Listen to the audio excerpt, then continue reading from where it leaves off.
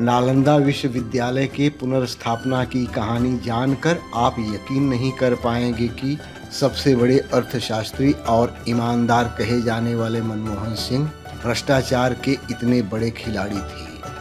हमारे देश के पूर्व प्रधानमंत्री मनमोहन सिंह उर्फ मौनी बाबा को मोदी जी ने क्यों कहा था कि मनमोहन सिंह तो बाथरूम में भी रेनकोट पहनकर नहाने की कला जानते हैं। आखिर अमर्त्य सेन अमेरिका में बैठे बैठे भारत सरकार की आर्थिक नीतियों की इतनी आलोचना क्यों करते रहते हैं? इस वीडियो के द्वारा आप जान पाएंगे कि किस तरह छुपे रुस्तम मनमोहन सिंह और अमर्त्य सेन ने मिलकर जनता की गाढ़ी कमाई और टैक्स के पैसों की भयंकर लूट मचाई थी। अगर आपने हमारा चैनल सब्सक्राइब नहीं किया है तो कृपया कर लीजिए और बेल आइकॉन भी प्रेस कीजिए, जिससे हमारा हर वीडियो आप तक पहुंचता रहे। वर्ष 2007 में जब नेहरू गांधी परिवार के सबसे वफादार कहे जाने वाले डॉक्टर मनमोहन सिंह प्रधानमंत्री पद पर अपनी शोभा बढ़ा रहे थे, उस समय उन्होंने बिहार के विश्व प्रसिद्ध नालंदा विश्वविद्यालय को पुनर्जीवित करने की महायोजना पर काम शुरू किया। डॉक्टर मनमोहन सिंह ने नोबेल पुरस्कार विजेता महान अर्थशास्त्री डॉक्टर अमर्त्य सेन को असीमित अधिकारों के साथ नालंदा विश्वविद्यालय का प्रथम चांसलर नियुक्त किया। उन्हें विश्वविद्यालय के नाम पर बिना किसी की स्वीकृति और जवाबदेही के कितनी भी धनराशि अपनी इच्छानुसार खर्च करने एवं नियुक्तियां आदि करने का अधिकार दिया गया था। उनके द्वारा लिए गए निर्णयों एवं व्यय किए गए धन का कोई भी हिसाब किताब सरकार को नहीं देना था।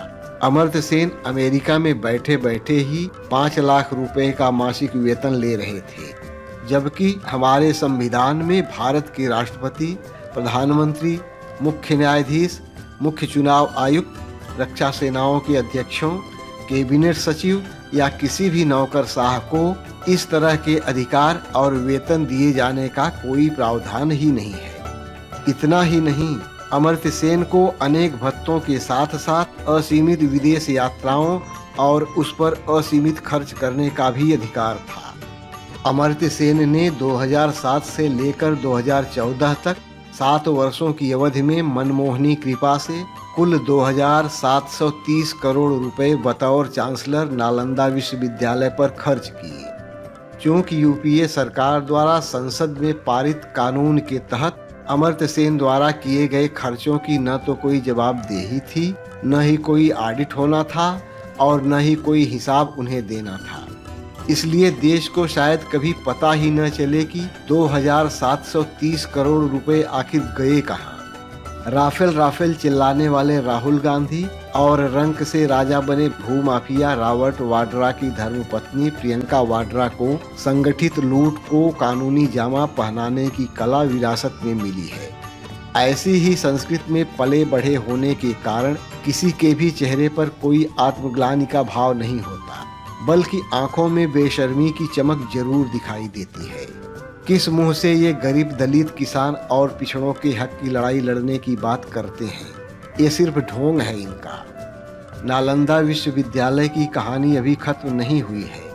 अमर्त्य सेन ने जो नियुक्तियां की उस पर भी कानूनन कोई सवाल नहीं उठाया जा सकता था।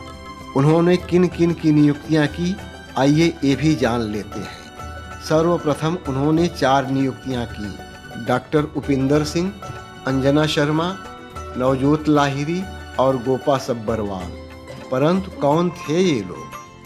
आपकी जानकारी के लिए बता दूं, डॉक्टर उपिंदर सिंह मनमोहन सिंह की सबसे बड़ी पुत्री थीं और बाकी जो 3 नाम थे ये लोग उनके ही करीबी दोस्त और सहयोगी थे। इन 4 नियुक्तियों के तुरंत बाद अमर्त्य सेन ने गेस्ट फैकल्टी अर्थात अतिथि प्राध्यापक के रूप में अगली 2 नियुक्तियां और की थीं।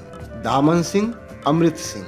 इनमें से पहला नाम डॉक्टर मनमोहन सिंह की मझली पुत्री का है और दूसरा नाम उनकी सबसे छोटी पुत्री का है। दामन सिंह और अमृत सिंह के बारे में सबसे महत्वपूर्ण बात यह है कि ये दोनों मेहमान प्राध्यापक अपने 7 वर्षों के कार्यकाल में कभी भी नालंदा विश्वविद्यालय नहीं आए, परंतु बतौर प्राध्यापक ये अमेरिका में बैठे बैठे ही 7 सालों तक भारी भरकम वेतन लेती रहीं। उस दौर में नालंदा विश्वविद्यालय का एक ही भवन था।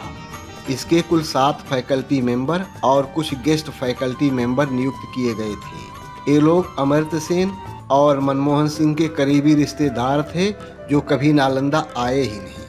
विश्वविद्यालय में बमुश्किल 100 छात्र भी नहीं थे और न ही वहाँ कोई बड़ा वैज्ञानिक शोध कार्य ही होता था जिसमें भारी भरकम उपकरण या केमिकल आदि का प्रयोग होता हो।